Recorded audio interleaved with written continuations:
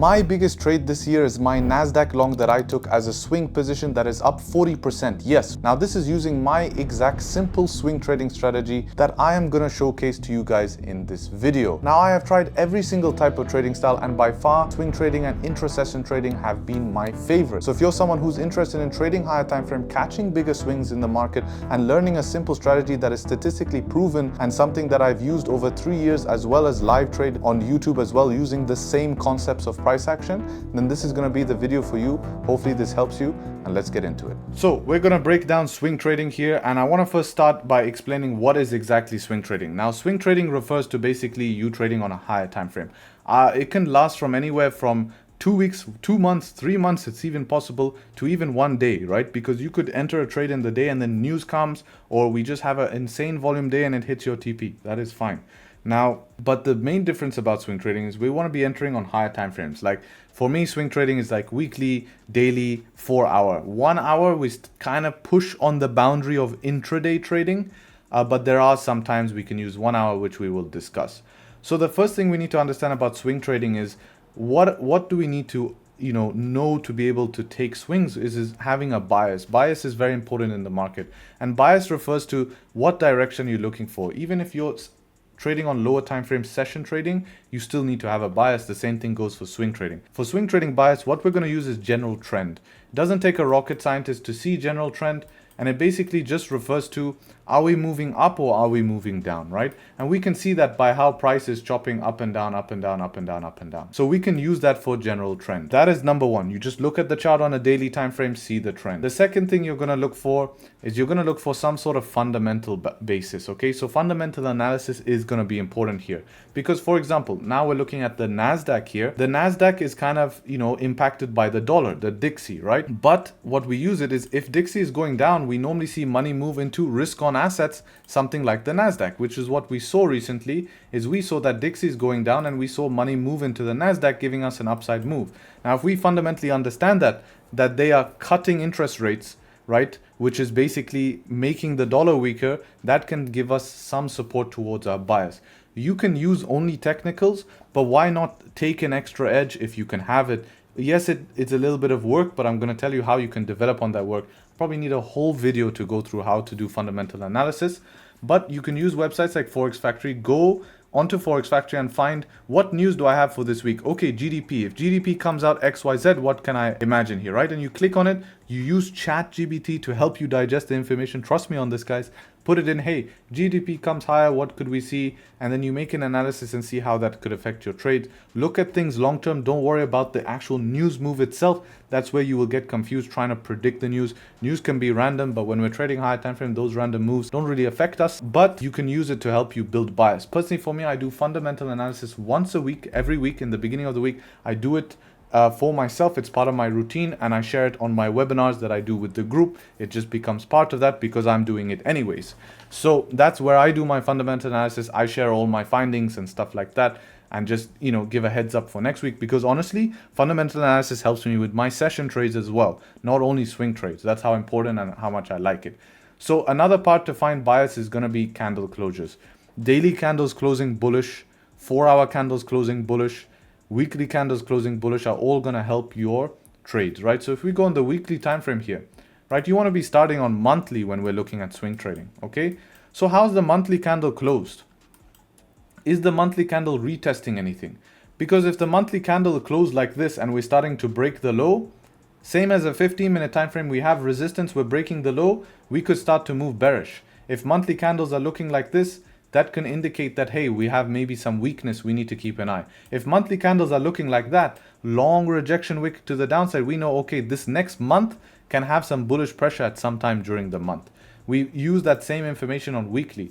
The week you're trading, check the previous weekly candle. How is it closed? What information? Just the close won't be enough, because in this example here, we can see that price was trending up here. We were in a strong trend. Weekly candles closed bearish, but that didn't mean reversal. We only got reversals once we had more than one weekly candle closing bearish, and we struggled for multiple weeks. One weekly candle is not enough. So people tell you, just look at the one weekly candle. It's a reversal, shooting star. No, the real reversals come when we break structures, right? That's where you really see the real reversals, breaking structures. How do we see break of structure? Well, this was a previous support right here. What did price do? Price closed below on a weekly candle. I know this next week I need to be careful with buys, right? But we're not entering on weekly candles always. You could, but for me, my preferred entries are daily 4-hour. The daily candle is really going to help you because this is where you're going to try to find the entries. So let's talk about the entries. This is where most people get swing trading wrong. Now that you're starting to understand about bias, trying to build a directional bias based on how price is moving, momentum, direction, fundamentals, most people trade in the wrong zone. In swing trading, you cannot buy the highs. Buying here, bad idea. Buying here, bad idea. Buying here, bad idea. Bad idea, bad idea, bad idea. This is all bad ideas. In swing trading, you need to be able to buy where the move kind of started from. You want to buy on a pullback, meaning say we see a move up. If that move is coming back to previous structure points and we are trending, that previous structure point is a zone of interest. I want to be involved where price had volume from before. And I want to use this as my trading range. Okay, that will be your trading range because as a swing trader, you're trying to fill your daily range, fill your weekly range, right? Such as examples like this, okay? So let me show you here. In an example like this, this is our daily range. So what happens here? We're not buying the highs. We discussed about that. You can see that failed, okay? There's a little 4-hour swing trade in here as well, buying from previous support. But what we're looking for is we're looking for price to come somewhere back in here. This is a nice zone. Why? Because this is where we got the initial breakout. You see that? We created consolidation. Then we broke out. How do we know we broke out? Because we broke structure here. So if price retested, we have swing trades to trade from here to our range. Remember I talked about our range? And now we come back to our original zone. We can trade from back here all the way up to our daily range. So all we're doing is filling ranges. And you can see that happen twice, right? We come down here, we create a support. Where do we fill? That range. Where do we fill again? That range. So that becomes our targets. We're trying to fill a daily range or a 4-hour range. So at this instance here, we've come down. This is our range. How do we know it's a range? Because there's no resistances or supports. It's clean candles. Same concepts I use on session trading. Clean candles formed here and we come back to our zone. So remember, in swing trading, market positioning matters. You want to be generally, if price is in a downtrend, you want to be selling off pullbacks. Price is in an uptrend, you want to be buying off pullbacks. If price is in a range, remember, we can swing inside of a range because it's pretty easy to trade inside of a range when we're swing trading, because what we can do is look for buys from the bottom of the range, sells from the top. If we're in a shitty consolidation like that, we can't really do much because it's just not enough range to trade. Okay? But you never want to be a swing trader who's, buying the highs like this, unless it's a specific entry you're looking for. But majority of the time, we want to be buying somewhere around here. Now we need confirmation. What does that confirmation look like? We want maybe a daily candle or at least 4-hour candles to close bullish here. In this case here, we got a daily candle, but let's say we were looking at 4-hour here. We have a nice range on 4-hour. We could look for 4-hour confirmation as well here, right? So still no 4-hour bullish. Right now we get a 4-hour bullish candle. At the same time here, daily time frame, and I'm going to show you this here, would have closed bullish and 4-hour would have trended up here. Okay, so next candle should go bullish up here. We can't enter on just one 4-hour candle. It's not enough, right? This is not enough to tell us that, hey, we're ready to go. Some people like to do it like that. I want extra confirmation, and my confirmation going to come from this exact thing here. So we retest here, and now I need to see my change of structure. That's the one there. Boom. So that retest is going to prove to me that price is not in this downtrend. So what do we see right here? So we use daily. So now we have daily confirmation of daily candle closing bullish. Now we have 4-hour confirmation of 4-hour candle pushing up. And then we have here 4-hour time frame create a resistance. If price wanted to fail here, we'll see price just do what? Melt towards the downside. Okay, we'll see price melt towards the downside. There are times you can just buy in the zone, but I'll leave that for another video. But we need confirmation to give us higher accuracy entries. Now we don't need to put stop loss all the way below the zone. We can put a tight stop loss here. So we reduce stop loss instead of doing zone to zone trading and taking it just as we tap the zone, we take the entry. No, we wait for confirmation. There's two ways we can enter. Either two things are going to happen. Number one is we're going to create a bullish candle, retest, and then get back above, right? Not a retest, but any type of pullback. As soon as that candle's bullish, you can literally just press buy. Or we're going to consolidate. If we consolidate, we need a 4-hour candle minimum or a daily, whichever one, to close above that consolidation, right? How would a consolidation look? maybe something like this. This is a nice consolidation, right? We need something closing above. If it just pushes through, you can't enter, right? It's not your rules. There are times where you will see a move happen, but you just couldn't enter. That is normal. That happens in session trading as well. It will happen in swing trading. So your entry would look something like this. You would take it because now we've retested. You get the bullish candle showing you change of structure. Stop loss will go here. Your target will be the full daily range because you also have the daily confirmation, right? And that's what something you're looking for here. So you'll be triggered there. Even better if you can get the close above, but sometimes you won't. Remember, this idea is coming from the daily. The daily closing bullish is your confirmation already. You're just using 4 hour to get even more accurate. And if you're just trying to fill a 4 hour range, guess what time frame you're going to use to be more accurate? The 1 hour. Okay, so you're going to use the 1 hour to be more accurate, and then you just wait it out. And sometimes you'll have to hold drawdown. It's how it works. That actually came surprisingly close to stops, which is sometimes a little bit scary, but it's actually the reality. So I'm glad we see that example, because that is the reality, and that's why you want to be putting it below the lows, giving it some space here, you know, to make sure you don't get stopped out overnight as well when spreads widen. That could be a factor. This was a news event. We can see how we have this spinning top upside downside, so it was news. But sometimes swing trading is like that. So I like to show you this example like this. And you know, it's with swing trading, when you have an idea, time in the market is sometimes better than timing the market. Don't worry about drawdown and swing trading. That is all irrelevant. It is normal part. Sometimes you're going to get really accurate entries. You're going to be able to enter easily and have no issues. Sometimes you're going to hold drawdown like this, and then your idea eventually plays out. I'll show you an entry to wrap up this idea. And we'll also have a quick look at here like a random pair. So let's go on something like GBP USD and look at how swing trades could work on GBP USD, for example. Right, we're not buying up here. We want to come to previous structure. These are all zones that we could have bought off, right? Why can't we buy off this zone? I'm going to let you guys see this. We retested this zone. Why can't we buy here? What's the problem? The problem was we have no daily range. Why no daily range? Because we have resistance right there. We're tapping previous resistance. We can't trade it. We need to be in a clean daily range. So this one we can. Why? We have daily range here worth of 52 pips. 52 pips before we have some problems, right?